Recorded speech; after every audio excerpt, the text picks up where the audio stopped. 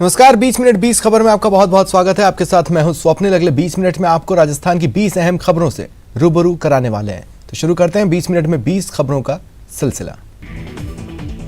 राजधानी जयपुर के ट्रांसपोर्ट नगर थाना इलाके के बाल सुधार गृह में एक युवक के सिर पर वार कर हत्या करने का सनसनीखेज मामला सामने आया है।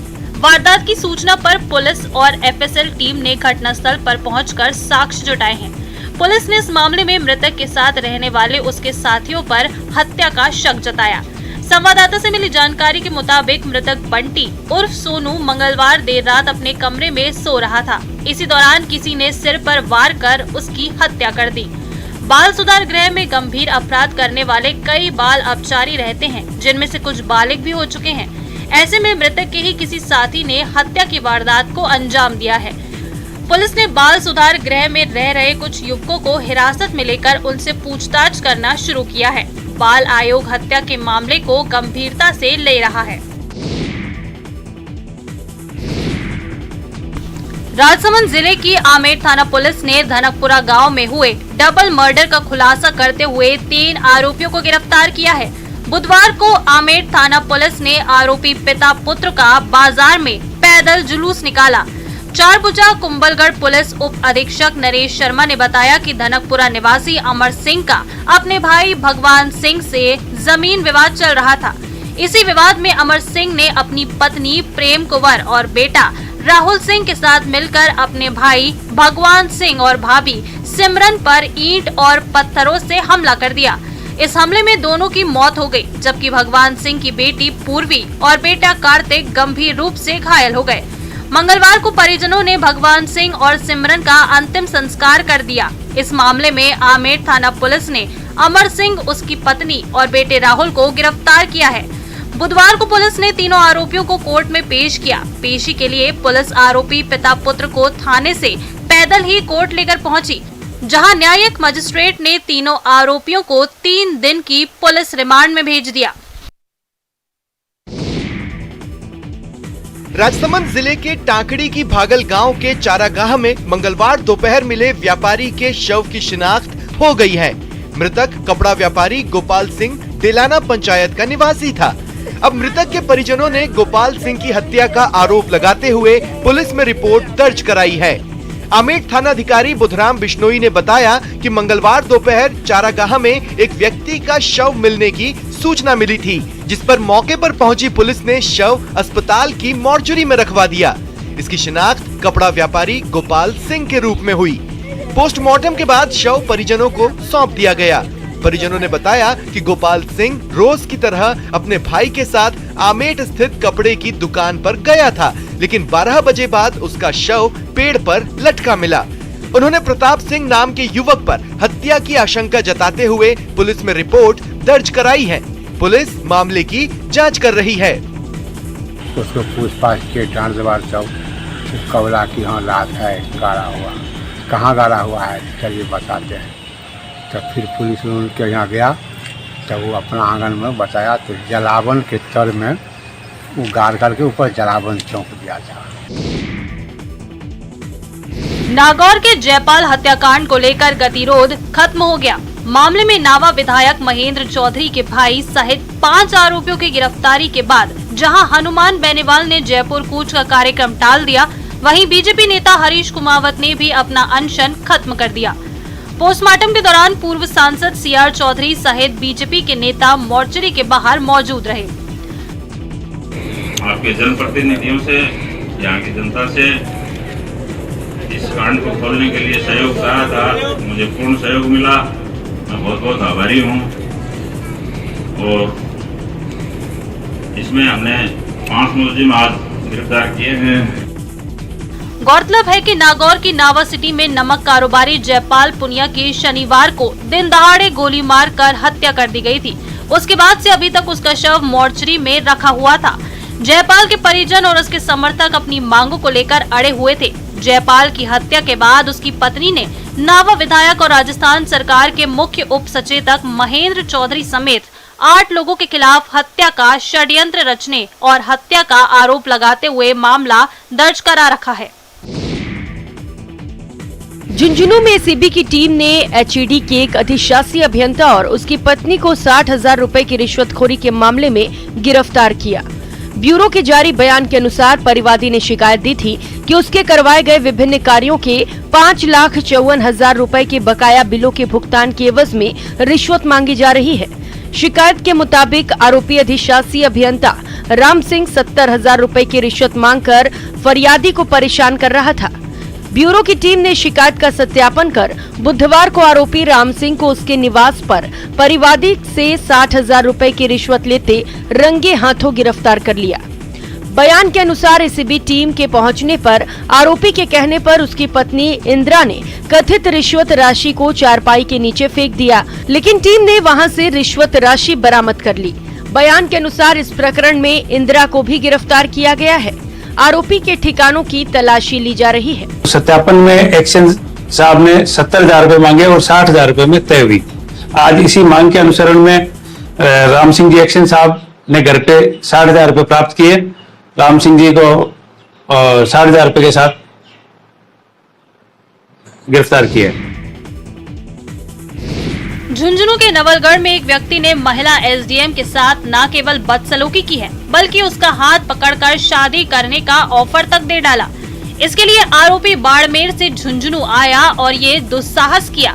पुलिस ने आरोपी को गिरफ्तार कर लिया है। नवलगढ़ डीएसपी सतपाल सिंह ने बताया कि नवलगढ़ एसडीएम सुमन सोनल ने एफआईआर दर्ज करवाई थी कि एक अनजान व्यक्ति उन्हें 10 मई से अश्लील मैसेज, रोमांटिक गाने व्हाट्सएप पर भेज रहा है। उन्होंने इस मैसेज को इग्नोर किया, लेकिन 12 मई को वही व्यक्ति उनके कार्यालय में आ गया और उनका हाथ पकड़कर उनके साथ अभद्रता की। बताया जा रहा है कि इस आरोपी ने एसडीएम को शादी का ऑफर दिया, जिसकी शिकायत एसडीएम ने पुलिस को दी, जिस पर पुलिस ने बाड़मेर के शिव तहसील के गांव भवरीसर निवासी 42 साल के तमाची खान को गिरफ्तार कर लिया है। पुलिस ने बुधवार को आरोपी को SC/ST न्यायालय में पेश किया, जहां से उसे 2 दिन की पुलिस रिमांड पर भेज दिया गया। लगातार अश्लील मैसेज, वॉइस कॉल वगैरह भेज रहा था, उस पर उनके द्वारा प्रकरण पंजीकृत करवाया गया था, जिस पर उस तमाची खां को पुलिस द्वारा बाद अनुसंधान गिरफ्तार किया गया। बाबा रामदेव के दर्शन के लिए रामदेवरा जाने निकले श्रद्धालु हादसे का शिकार होकर अस्पताल पहुंच गए, लेकिन उनमें से एक की किस्मत इतनी अच्छी नहीं थी। तस्वीरें पोखरण की हैं। भड़ियाड़ा थाना क्षेत्र में श्रद्धालुओं से भरी बोलेरो पलटने से एक की मौत हो गई और 5 सवार गंभीर रूप से घायल हो गए। पुलिस से मिली जानकारी के अनुसार जालोर जिले के निवासी बोलेरो में सवार होकर बाबा रामदेव समाधि के दर्शन करने रामदेवरा जा रहे थे कि अचानक दांतल फांटे के पास बेकाबू बोलेरो पलट गई। हादसे की सूचना मिलते ही 108 एम्बुलेंस की सहायता से घायलों को भड़ियाड़ा अस्पताल पहुंचाया गया, जहां घायलों का इलाज जारी है। हादसे में एक यात्री की दर्दनाक मौत हो गई, वहीं 5 सवार घायल हो गए। SHO खेताराम गोदारा ने घायलों के बयान लेकर जांच शुरू कर दी है। गंभीर रूप से घायलों को प्राथमिक उपचार के बाद जोधपुर रेफर कर दिया गया। टूटा ताला और कमरे में बिखरा पड़ा सामान। तस्वीरें झुंझुनू शहर की हैं, जहां चोरियों का सिलसिला रुकने का नाम नहीं ले रहा। हर सूने मकान पर मानो चोरों की नजर है।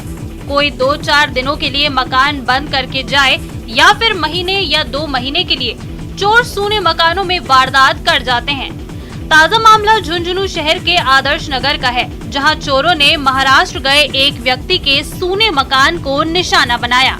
महाराष्ट्र के व्यक्ति के पड़ोस में रहने वाली उसकी रिश्तेदार रानी ने बताया कि संजय मराठा महाराष्ट्र अपने रिश्तेदार की शादी में गए हुए थे, तभी पीछे से बंद मकान में चोरों ने वारदात को अंजाम दे दिया। मकान मालिक जब आएंगे तब पता चलेगा कितना माल गया है। पुलिस ने मौका मुआयना किया है। वहीं लगातार चोरियों से न केवल शहर वासियों की बल्कि पुलिस की भी नींद उड़ गई है।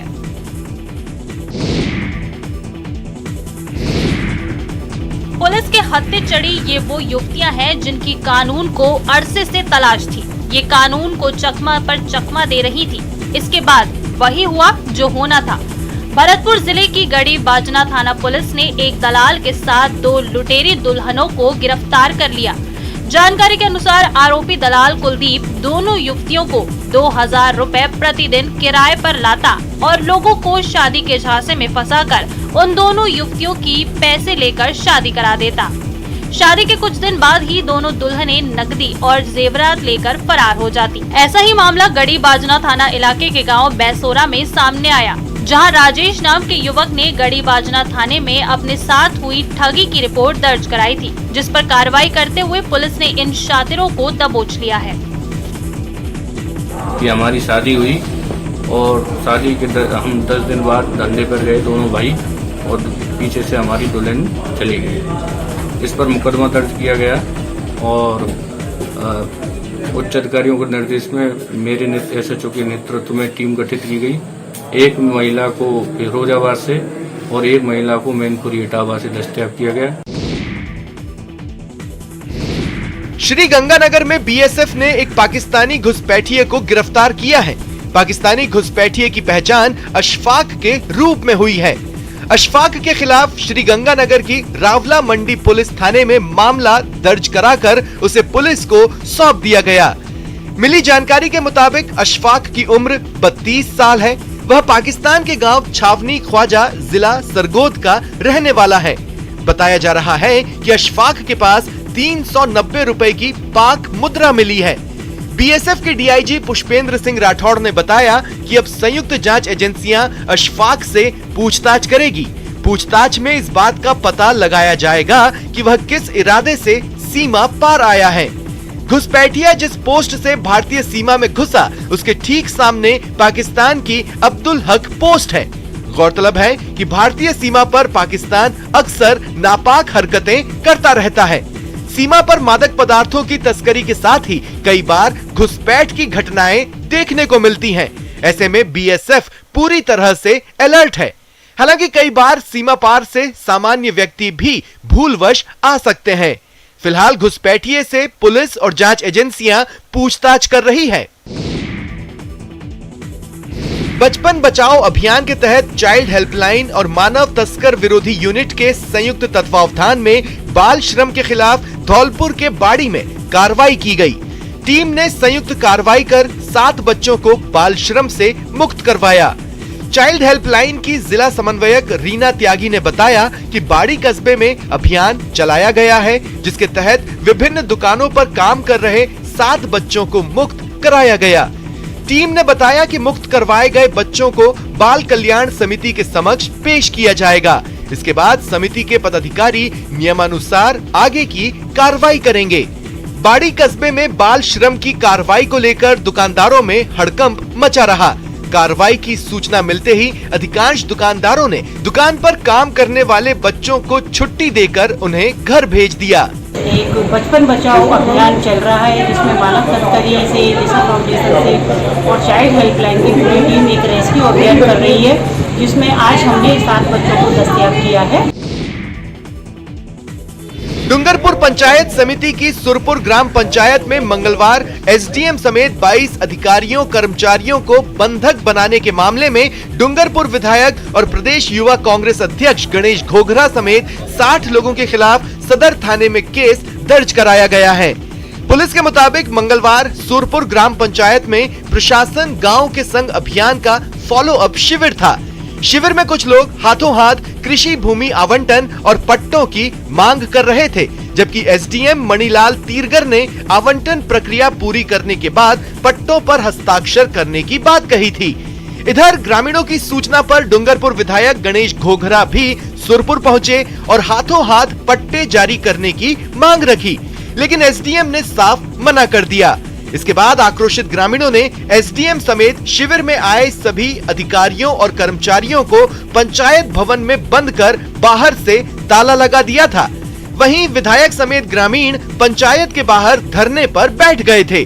बाद में अधिकारियों ने विधायक को समझा बुझाकर सभी को मुक्त करवाया।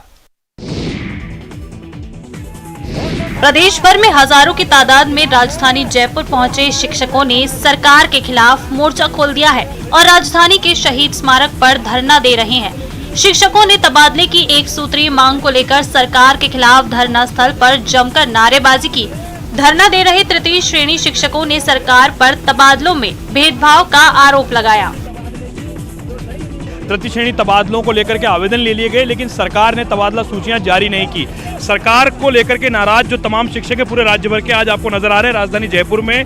ये वो तमाम शिक्षक हैं जो बच्चों के भविष्य को तैयार करते हैं, लेकिन इन्हें मजबूर होकर के तपती गर्मी में आज राजधानी जयपुर में आना पड़ा और यहाँ आकर के ये अपनी मांगों को लेकर के सरकार को जगा रहे हैं। 7 सितंबर को माननीय मुख्यमंत्री महोदय ने हमारे सम्मेलन में जोधपुर में ये घोषणा की थी कि मैं बहुत जल्दी नीति बना के और 3rd ग्रेड के ट्रांसफर करूंगा, लेकिन उसके बाद में कोरोना आया। इन लोगों ने इंतजार में कोई कसर नहीं छोड़ी।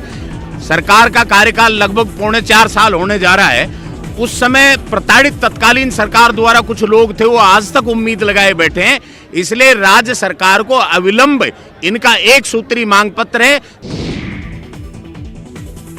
12 जिले के नकदी फसल लहसुन को किसानों ने बड़े अरमानों के साथ बोया था। मंडी आते आते लहसुन की फसल किसानों को कर्जदार बना रही है। हालात यह है कि मंडी में लाटरी लहसुन 2 रुपए किलो तक बिक गया। ऐसे में कुछ किसान लहसुन को फेंक कर जाने लगे।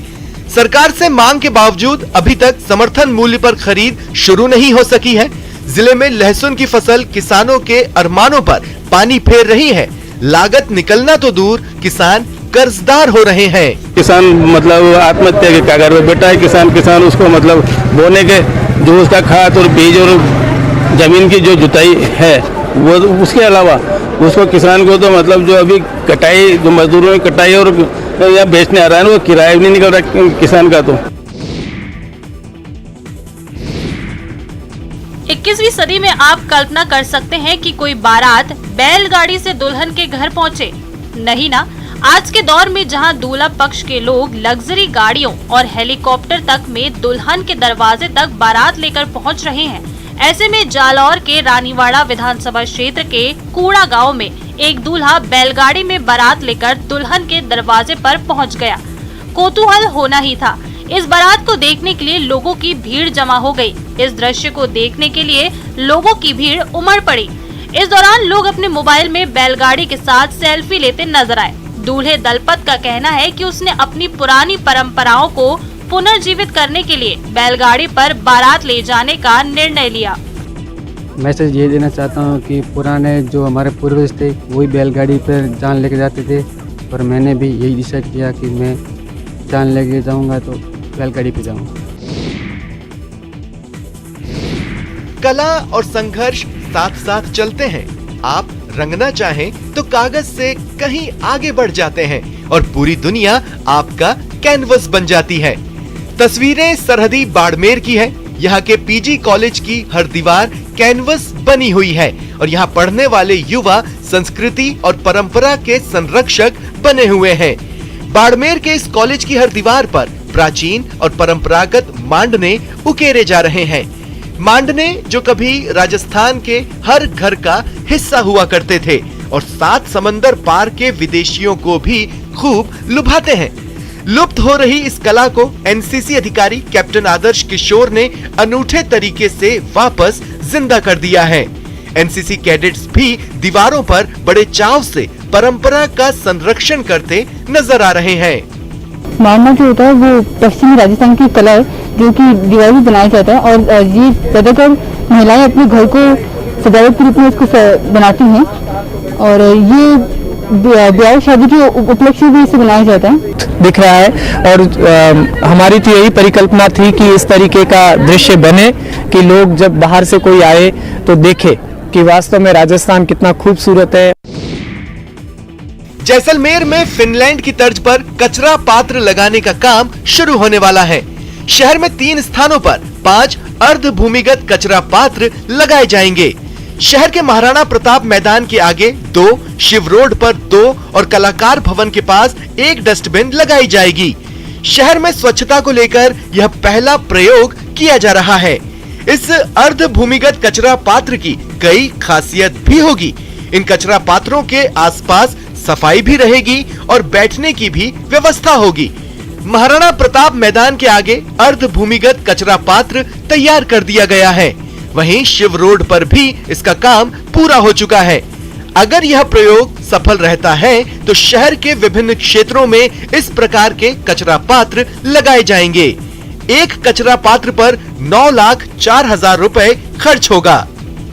जो कचरा पात्र है वहाँ पे गंदगी फैली रहती है, उन स्थानों को सुनियोजित करने के लिए, सुव्यवस्थित करने के लिए सेमी अंडरग्राउंड डस्टबिन लगाए जा रहे हैं। ऐसे पूर्व में कोटा, अजमेर, पुष्कर में भी लगाए जा चुके हैं।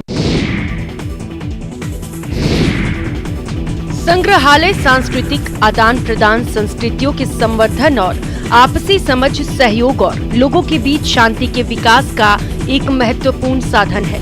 लेकिन देश के नौजवान संग्रहालय से सम्मानजनक दूरी बरत रहे हैं। विश्व संग्रहालय दिवस के उपलक्ष्य पर बीकानेर के राजकीय गंगा संग्रहालय में 5 दिवसीय प्रदर्शनी का आयोजन किया गया।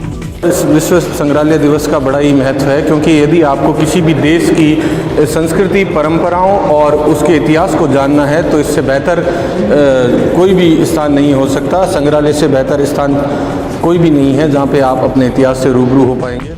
इस दौरान जिला कलेक्टर भगवती प्रसाद कलाल ने कहा कि किसी भी देश की संस्कृति, परंपरा और इतिहास को जानने के लिए संग्रहालय सबसे बेहतरीन माध्यम है।